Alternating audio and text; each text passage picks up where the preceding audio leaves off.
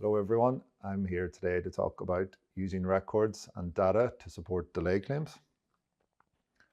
My name is David Moreland, I'm a chartered civil engineer. I'm an expert witness. I specialise in delay analysis and I'm regularly instructed to resolve delay disputes. So today I'm going to cover three topics. Firstly, best practices in record keeping and site documentation from a time perspective, project records for delay analysis, and some useful tools and technology.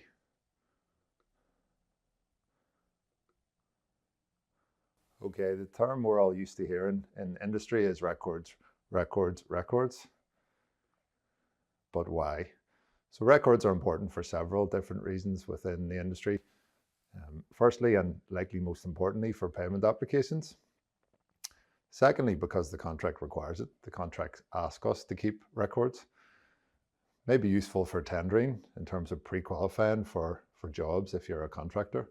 For environmental reasons, in terms of the carbon footprint records, waste management, and etc.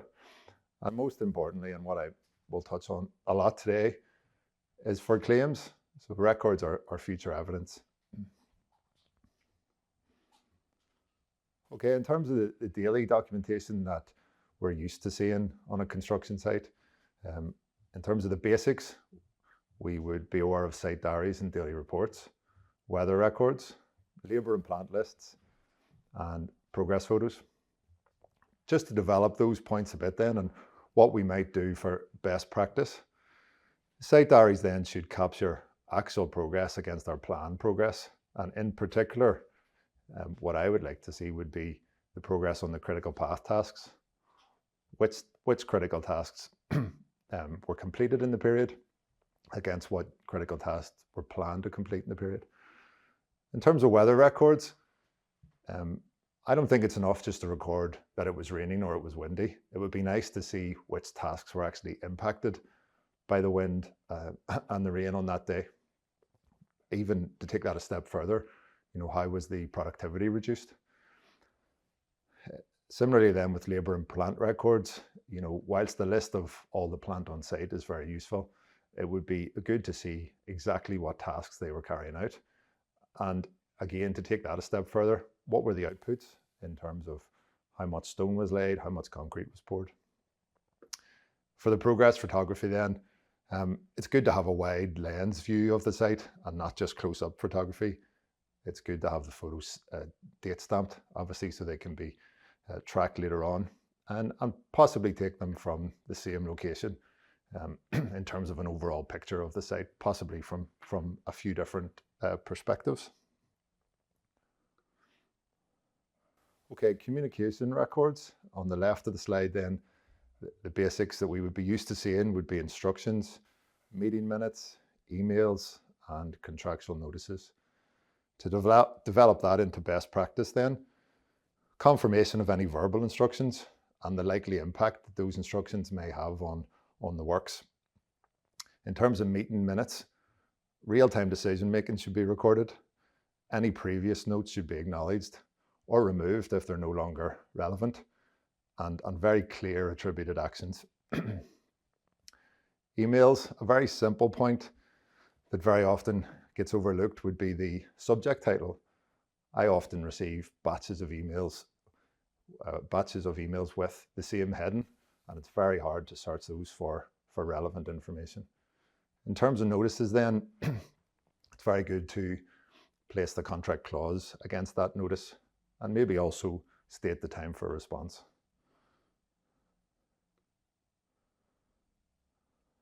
Okay, program documentation and the area that I'm most interested in. So the industry standard would be the month-end drop-line program. On the right of the screen, I've stated 6 other components that I think contractors should be providing on a monthly basis. I would like to see the planned versus the actual progress. Sometimes on programs we just get actual progress and there's no comparison with a planned baseline. A 4-week look-ahead program, extracting that from the updated program can be very useful, especially for the site teams. It focuses everyone on on what is planned for the following 4 weeks. Critical path print, the most important tasks on the project. I think it's good to extract that from the program.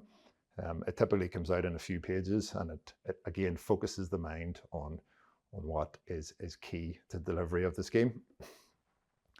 A program narrative, a 3 or 4 page summary document in Word, summarising the progress in the period, summarising any delays that have happened, and possibly some mitigation for those delays.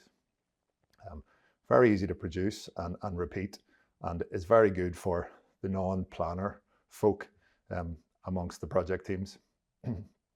As I've said, mitigation, very important. That can be shown on the programme in terms of what mitigation steps contractors may be taking, but also that mitigation could be shown in the programme narrative in a text format. And lastly, and probably most importantly, if there is any delays that have come up in the period, early warnings or relevant contract notices, and there should definitely be a section in the programme that addresses those. Recently, after completing a delay analysis with a client-side project manager, he asked me the question, what can I ask the contractor at the next progress meeting to get the most out of the programme discussion? And I dropped him an email with these 4 points, so I thought I would share them. In terms of the critical path, what critical path activities were planned for the month? In terms of progress then, what was the specific progress achieved on those critical path activities? If that progress wasn't achieved, why not? Was there obstacles or issue that prevented these tasks? And then finally, the mitigation, the recovery plan. What specific actions is the contractor proposing to take? What can Mr. Client help with? And what can they do to get the project back on schedule? From a contractor perspective then, these delays that arose in the period, maybe there's a notification required for those if it's an employer-alleged delay.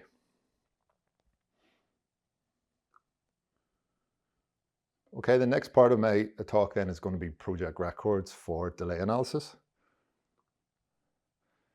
And the Delay Experts Bible is the Society of Construction Law Delay and Disruption Protocol, and it actually directs us on what records could be kept in terms of preparing a claim.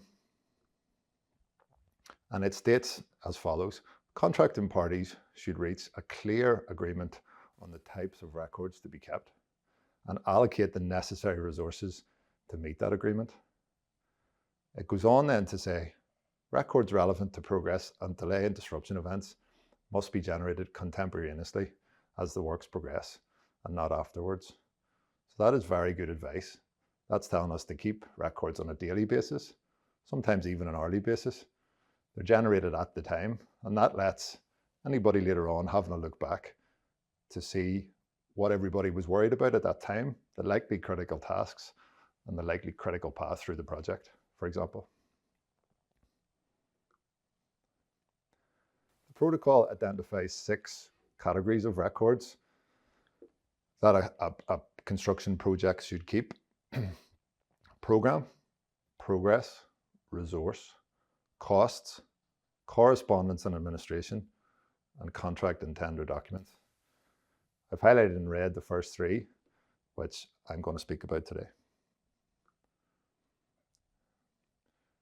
In terms of program, the protocol says the contractor should prepare and the contract administrator should accept a properly prepared program, showing the manner and sequence in which the contractor plans to carry out the works.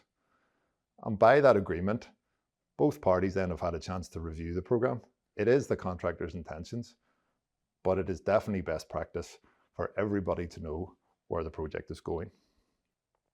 It goes on then to say the program should be updated to record actual progress, variations or compensation events, changes of logic, methods and sequence changes, mitigation or acceleration measures, and any extensions of time granted.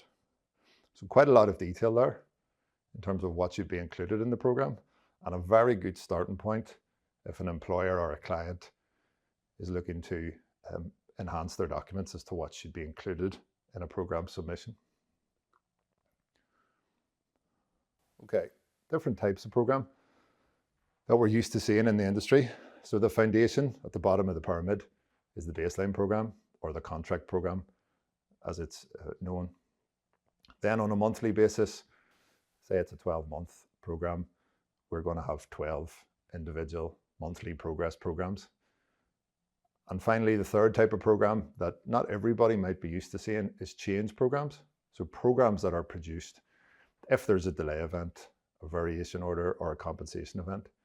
And that's very important to demonstrate the potential impact on the end date of the project. And some contracts, like the NEC, actually ask for that separate program as part of the compensation event quotation. Okay, other documents then that I would ask for when undertaking a delay analysis. And these would be my preferred type of documents. Obviously the contract documents and drawings so that I can understand the scope. The baseline program, preferably in the native format so it can be interrogated. Project meeting minutes, contractor progress reports, and photographs. Secondly then, slightly less reliable, possibly than the first set of documents, but revised or progress programs, an as-built program if we're at the end of the scheme, payment applications, site diaries, and plant and labour allocations. And finally, and possibly not as reliable, but certainly can be useful, would be records of the variations, the compensation events and the relevant events, also claims letters.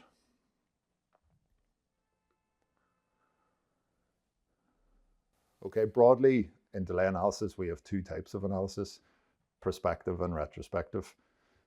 Retrospective then, for example, an as-planned versus an as-built windows analysis. As a minimum, we would need the following three types of documents. So a baseline program and a PDF format is adequate, not ideal, but is adequate. As-built records or data showing progress, ideally in a report format or meeting minutes. In terms of a prospective delay analysis then, for example, a time impact analysis when the delay is being forecast on the project, it's a lot more software based, and with that I would actually need a logic linked baseline program and subsequently logic linked progress programs and delay events to model that impact.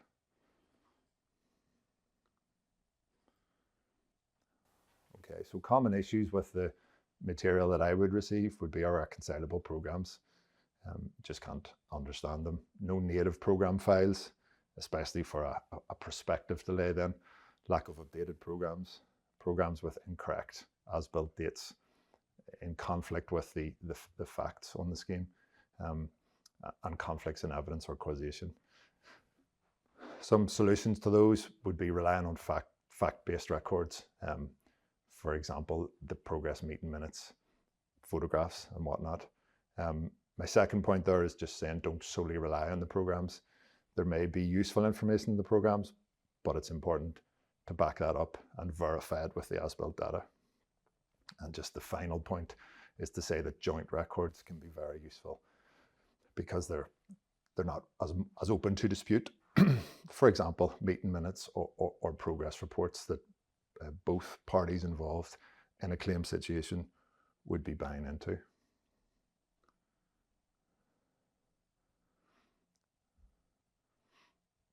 Okay, just wanted to touch on disruption, and I'm going to give you an example of a recent case that I was involved in. The project was a university new build in the UK, and the subcontract was for hard landscaping, so paving, such as that shown in the photo. Quite an extensive volume of paving throughout several university buildings externally on different decks.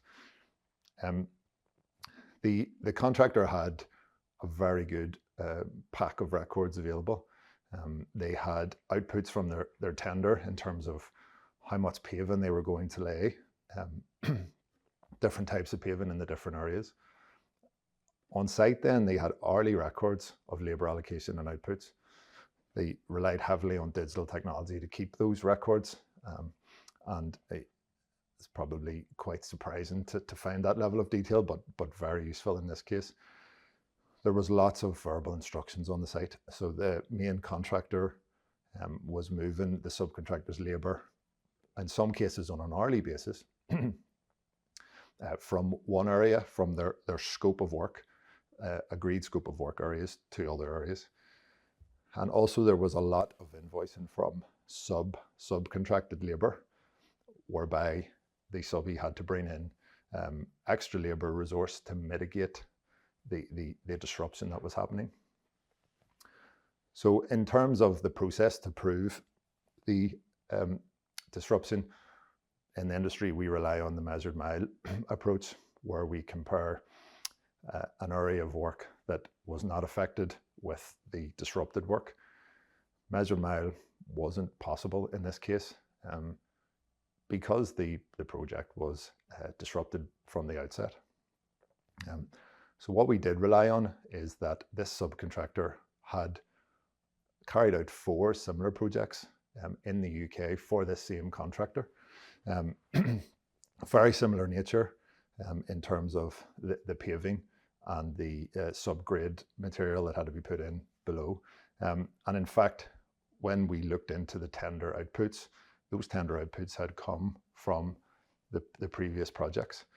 So that helped prove their assumptions at tender stage. And then in terms of showing the progress outputs, the records helped us see exactly the areas of paving that was placed.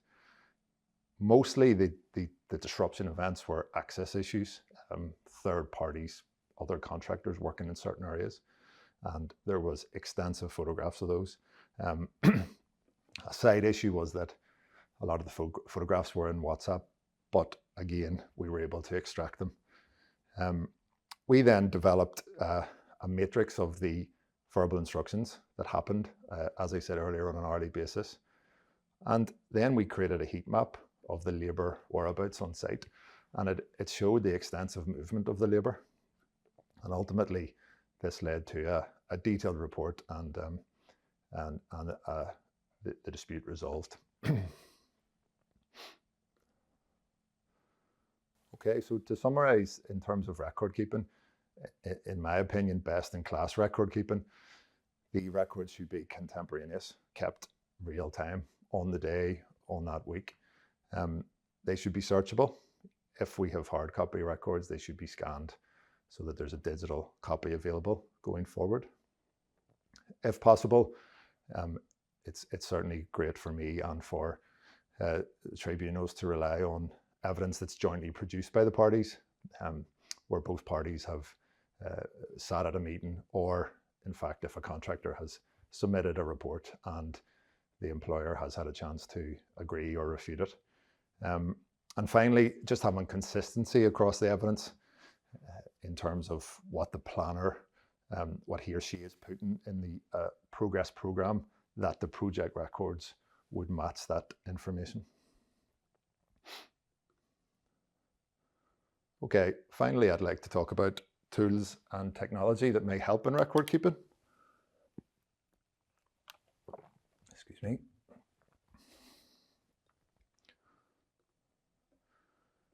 So when I started on site 20 years ago, the yellow survey book was an engineer's best friend that was used for record keeping, among other things, surveying, setting out, recording materials that need procured.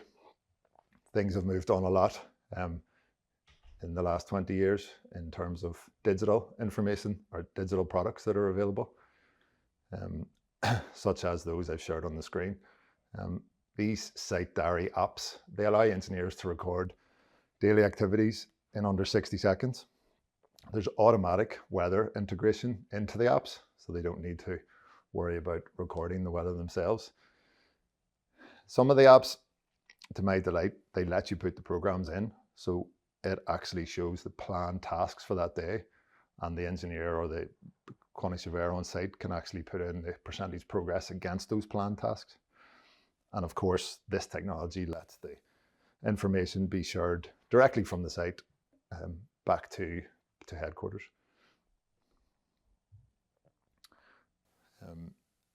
Visually then, time-lapse cameras have been around for a long time. However, recently they have been more commonly used, and they give a great build-up of progress on site. Obviously on the right site, that they can view the full area. Great at measuring progress, seeing what large plant is on site. On a recent delay commission, I was able to go back through 3 years of a project and stop at a certain day and minute to have a look at what was happening on site. A great piece of evidence. Drones, when I was on site, drones were used for surveys. Things have moved on in the last while. They now monitor progress. They perform detailed inspections. They can even spot potential issues with exceptional precision. They integrate into BIM platforms, which I'll not pretend that I know anything about, but I've heard it's very beneficial in terms of the volumes of materials. Okay, to summarize the points that I have went through today, there's 4 on the screen. Firstly, records are future evidence in terms of claims. Today's documentation is tomorrow's protection for disputes and claims. Records are everyone's responsibility, not just the contractors. The employers and all parties should maintain records. Poor records is an expensive mistake. Inadequate documentation costs time, money, and credibility. Embrace technology. Modern tools make this process so much easier, and there really isn't any excuses for not keeping good records. Finally, there is further training available on all things delay and disruption. If your project's in delay, my advice is bring in an expert early. And there is a plug for my own training that I provide. Contact details are below. Thanks for listening, and I'd welcome any questions.